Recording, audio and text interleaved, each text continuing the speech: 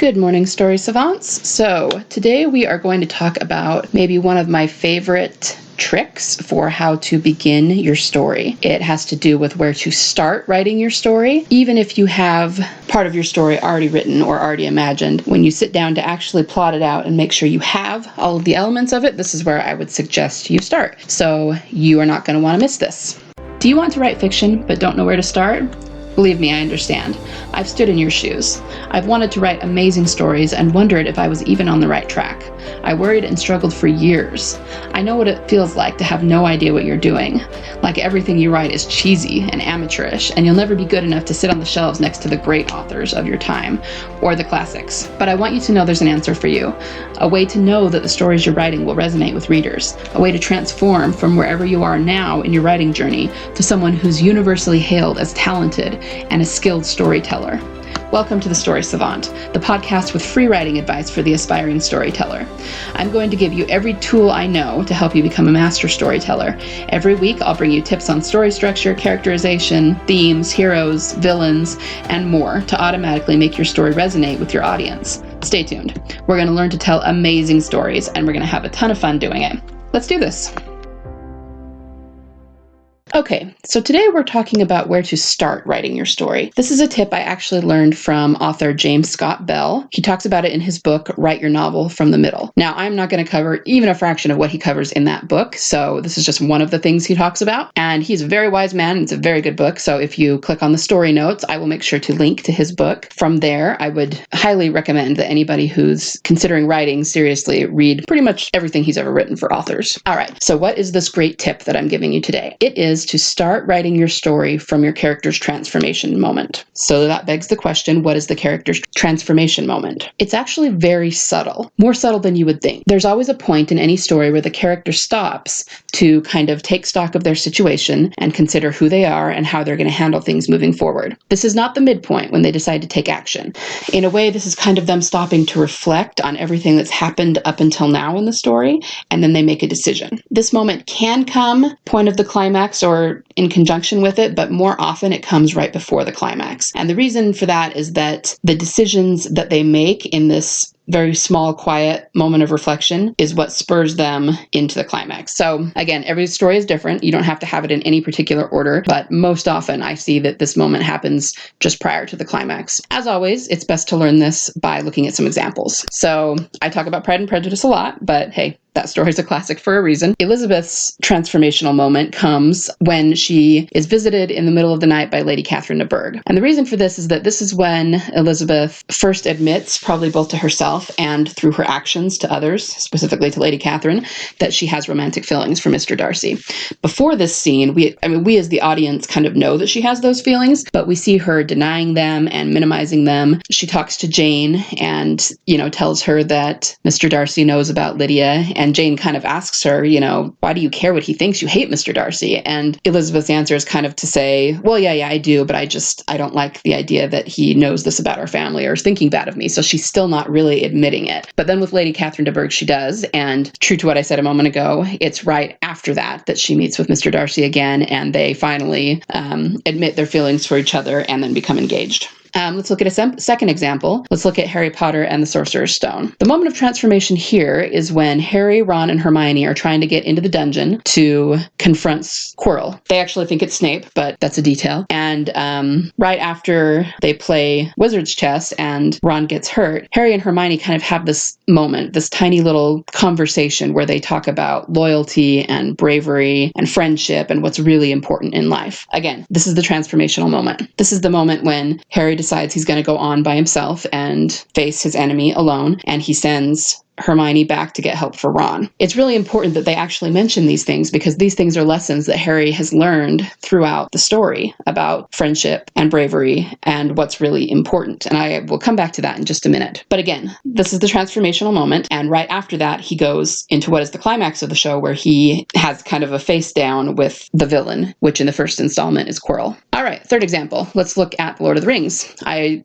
talked about the Fellowship of the Ring film when I did my original 9 9 Essential Plot Points podcast. So if you want to listen to that, it's episode 3. But let's go back to that again and look at Frodo's transformational moment. It does sort of happen kind of in conjunction with the climax, but you could argue that it's just a little bit before too. It's basically what leads up to Frodo deciding he can take the ring to Mordor. He sort of looks back over what has happened so far in the story, and we hear him remembering Gandalf's words. And that's transformational because he goes from what he's been doing in the story up till then, which is having serious doubts that this is something he can do on his own, to deciding that he can do it on his own and that he will. And then after that, he puts the ring in his pocket and heads to Mordor. And so we see a transformation from him, going from being doubtful and being afraid to being very determined. That's transformation. And that's how the audience really 100% gets behind him, because we can see him struggling and we see his doubts, and then he transforms and we're 100% there to root for him. So the next question is, why is the transformation moment important in crafting your story? Once you have that transformation moment, what do you do next? Well, first of all, keep a few things in mind. The transformational moment will not inform your plot events so much as the character's internal conflict. So when I'm talking about this, it's really mostly about your character's internal arc. However, that doesn't mean that it's not relevant to the plot. Actually, the transformation and the plot should be tied together. In most great stories, the character starts out at the beginning being thrown into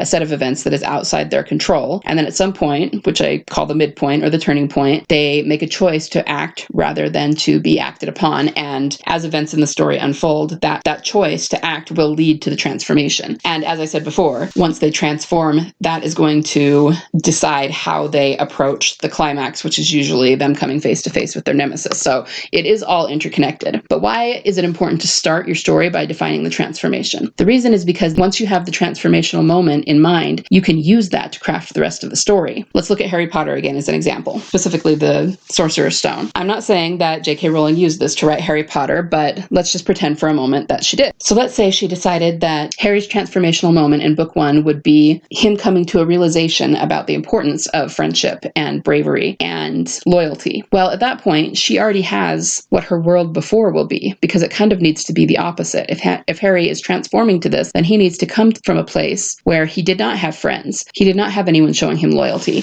He did not have acceptance. And that's exactly what she did. Harry starts out in the cupboard under the stairs with an abusive family and no friends. And then when he goes to Hogwarts, he finds friendship and acceptance. His transformational moment is when he realizes that. So once you have the transformation, you can figure out the beginning of the story. The character will start off in the opposite state from what the transformation will be. Once you figured out the world before, you might ask, what happens next? Well, the earliest story beats, such as intro to conflict, call to adventure, come in the form of Harry finding out he's a wizard and then entering the wizarding world. So at least for book 1, those are taken care of. But let's once again say that J.K. Rowling knew she wanted a story about a boy who came from a terrible abusive background and then found these things, friendship, bravery, loyalty in the magical world. Well, now she has to get from the world before, which was the negative state, to that transformation. How does she do that? The answer is by creating incidents in the story that illustrate these things. We see Harry meeting friends, Ron, Hermione, Neville, and others, but also some not so friendly kids, such as Malfoy. And it's important that we see him meet both so that he can differentiate between the two and choose who he's going to be. We see him displaying courage against the troll. We see him figuring out the mystery of what's in the dungeon. All of these things build upon each other so that when we come to that moment of transformation, it just makes sense. We've seen all of his struggles and we're with him when he has that moment of transcendence. As a note, it's also important that you understand that the transformational moment doesn't have to be quite this on the nose. I mean, Harry and Hermione literally talk about friendship and bravery, and those are very universal themes. You don't have to do that. Part of the reason that's done is because this was sort of a children's story, especially back in book 1.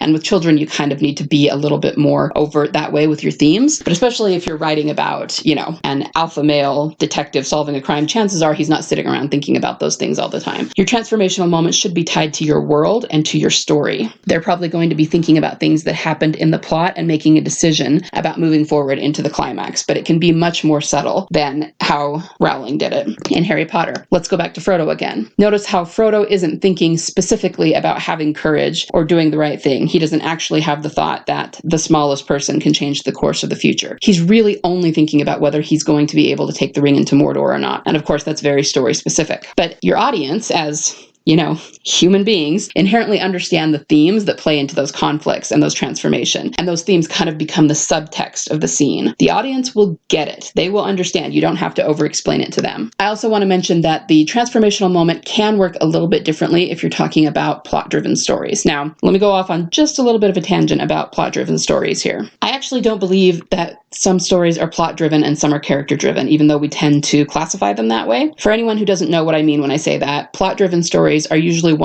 they're usually thought of as ones in which the character does not change. So from beginning to end, the character is basically the same and it's all action. So in terms of films, these would be action films. These would be Die Hard. They would be Jack Reacher films, actually a lot of Tom Cruise films, Mission Impossible films, things like that. Like there's not a huge internal transformation with the character. Those would be plot-driven. Character-driven are ones that focus more on who the character is, and we definitely do see a transformation there. But I would submit that it's all a continuum. Even the plot-driven ones do have some character transformation, and even the really heavy character-driven ones, they still have a plot, right? They still have some action. So it's really a continuum, and it just depends on where you fall in that continuum. However, understand that if you're doing a mostly plot-driven story and your character is not going to change a whole lot, and it's kind of like an action novel, then the transformation does work just a little bit differently. It's still there, but chances are it's going to come in the form of the hero going up against the villain and finding that he's not going to win.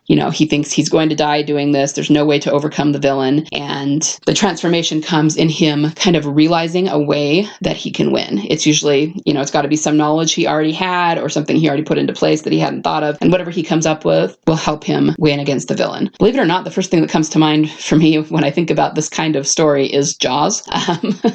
Which I don't even know if I've actually seen the entire first film of Jaws. If I had, it was a long time ago. But I do remember how it ends. And so we have a moment when the main character, who really doesn't change a whole lot over the course of the movie, is, about to be eaten by the shark. And then he has the idea of putting the tank into the shark's mouth and blowing it up. So again, the character doesn't change a whole lot during the course of the film, but he gets to a point where he thinks he's going to die. He's not going to win over this foe. And then he figures out some way to win. So just keep that in mind. If it's a more action-driven plot, the transformation might come more in that form than in the character having this huge life change. But it can happen either way, and it can happen any way in between. Doesn't really matter. It's your story. Make it your own. But this is what the transformation is, and it can inform the rest of the story, because if you know what the character is going to become, then you know how he started out. And if you know what his transformation is, then you know what the different beats of the story need to be leading up to that transformation.